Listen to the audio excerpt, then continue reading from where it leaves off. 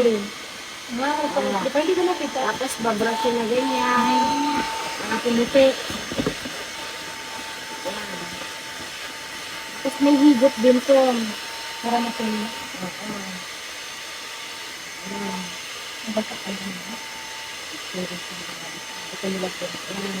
Pero pag higutin nyo, dito nyo na lang hawakan para yung puwersa. Hindi nabali ulit.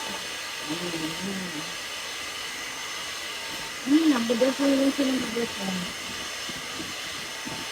Makakatuloy din sa man. Oo, makakatuloy yan. Pagtsagaan mo nga lang sa higit-higit.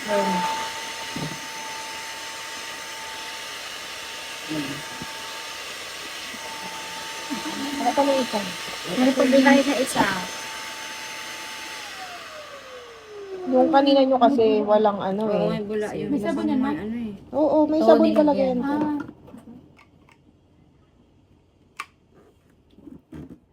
yung higot, tanda. Dito nyo lang hawakan. Yung kanina natin ginawa natin. Kasi may puwersa na rito, pero huwag naman super madiin na madiin. Ano naman? At ulitin nyo lang. Hindi na siya hawakan dito. Kasi may tendency na sumaga ng nabali. At dito. Para laban. Ayan, nakikita nyo naman yun, diba? Pag wala ng ganyan, ibig sabihin, ano nga yung wala ng ganyan. Pwede nyo nang bugangan yung dilaw.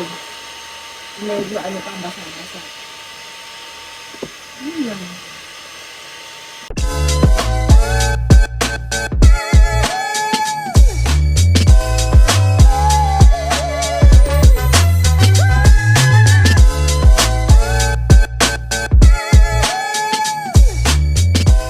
Hi guys! So for today, ayan. So medyo maingay. Nagpapakita namin sa inyo kung paano kami mag-preventive maintenance. Hi! Ano si Era? Nilinis ng grease trap. Era, galingan mo yan, Era.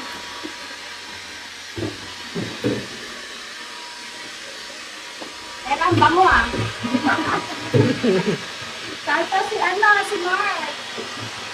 Ano ka? Everything.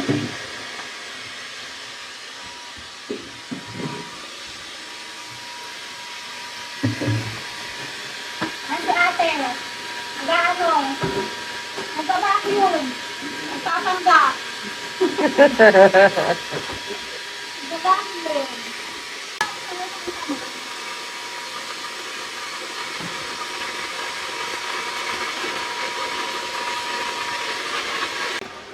Ito. Ayan guys, so hindi ako marunong neto, pero ginaganon-ganon lang yan. Ano guys, so bakit tayo nag-preventive maintenance, bakit natin kailangan i-maintain na malinis? Siyempre, minsan madumi, tapos minsan may mga guest tayo na hati-hati. Tapos magreklamo sila. Tsaka minsan may mga kumakain, lalo na pag may batang guest, may mga naiiwan na mga debris ng pagkain. Tsaka kailangan din talaga naman linisin para presentable sa ating guest. O katulad dito, nakapunan to. Ayan o, mayroon man siya. Pati yung mga, ayan o, may naman siya o.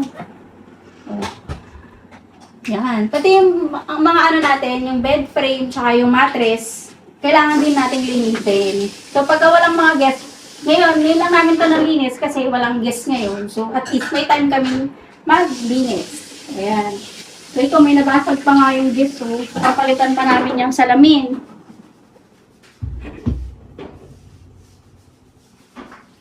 Ayan guys, so ideal ng paglilinis ng aircon every 3 months. Siyempre, depende pa rin yan kung laging ginagamit. Tapos sa grease trap, dapat monthly pinapalinis nyo, lalo na kung lagi kayong nagluluto. Kasi nga, napupuno yan. Napupuno yan, tapos nag-i-invite ng mga pest, mga ipis na amoy nila yan. So, kailangan lagi nililinis. Tsaka kapag may mga leak, i-report nyo kaagad para maagapan, maayos agad. And yung dumi guys ng grease trap, hindi po yan dito tinatapon, hindi po yan pina-flush dyan or dito. Kailangan mo ilagay ito sa plastic, tapos i-dispose nyo po outside. Yan po, yung laman ng grease trap, lalo na kapag padami. And dapat din pala, lagi kayong nagpe-pesticide. Hinihintayin nyo yung pag-spray, tapos ibahin nyo yung brand. Kunyari ngayon, ito yung brand na ginamit nyo, tapos susunod, ibahin nyo naman. Kasi baka mamaya ma-immune naman yung ipis dun sa sa brand na ginamit ninyo, di ba? Tapos marami namang pamatay ipis. So, maintain nyo na lang po.